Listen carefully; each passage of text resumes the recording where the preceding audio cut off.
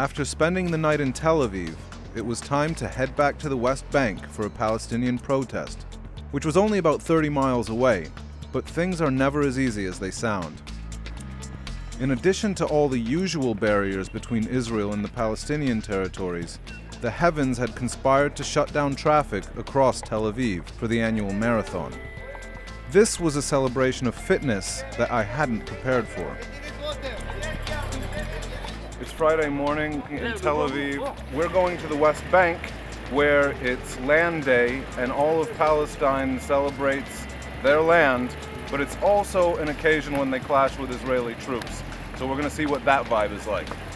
We're having to carry all of our stuff across the entire city, and frankly, it's really pissing me off. This is the Counter-terrorism checkpoint.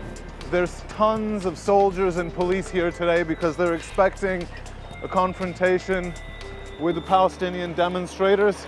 We're going across the checkpoint while we can because once the trouble starts, they're going to shut it down.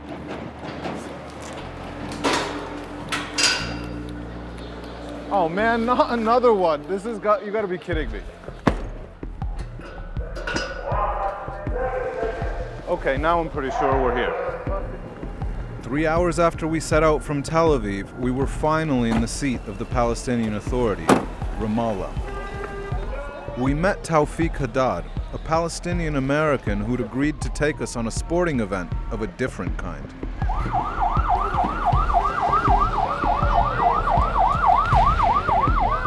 Palestinians were marking Land Day, an annual event that draws attention to the fact that the territory they control keeps shrinking and shrinking in inverse proportion to the amount of land controlled by Israel and its settlers. Land Day for the Palestinians is the catastrophe day. When the Palestinian land has been taken, Palestinians became refugees around the world because the Zionists has been expelled them from their land in 48. And we are still, until now, suffering in the diaspora from this refugee problem. They want to keep their occupation and colonization forever. This is not going to happen. But their politicians say they want to have a two-state solution. This is lip services. Like if you really, as a politician, want two-state solution, prove it on the ground. Stop your settlements, take out your settlers from the West Bank and Jerusalem, stop demolishing the houses and the ethnic cleansing and confiscating the land, stop the wall that you are building, then we can believe that you want a two-state solution.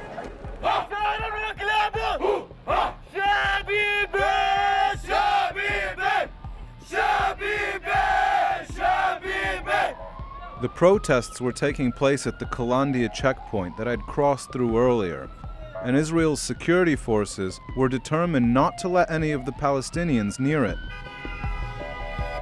Meanwhile, a local cell phone company decided that the madness erupting all around was the perfect place to advertise its services.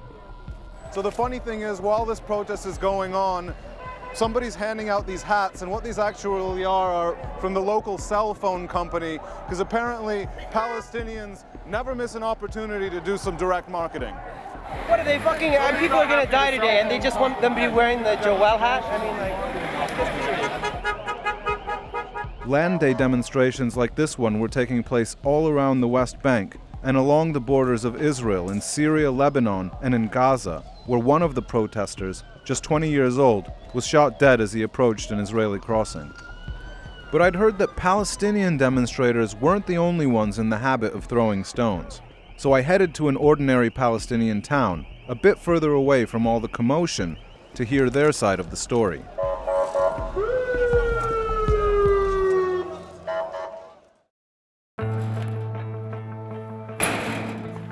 كانت لك النار، هي أثرت لك النار من اعتداءات المستوطنين. الجيش يعني بينزل المستوطنين، الجيش بيوقف والمستوطنين بيضربوا علينا أحجار. في النهاية نطلع إحنا اللي ظالمينهم.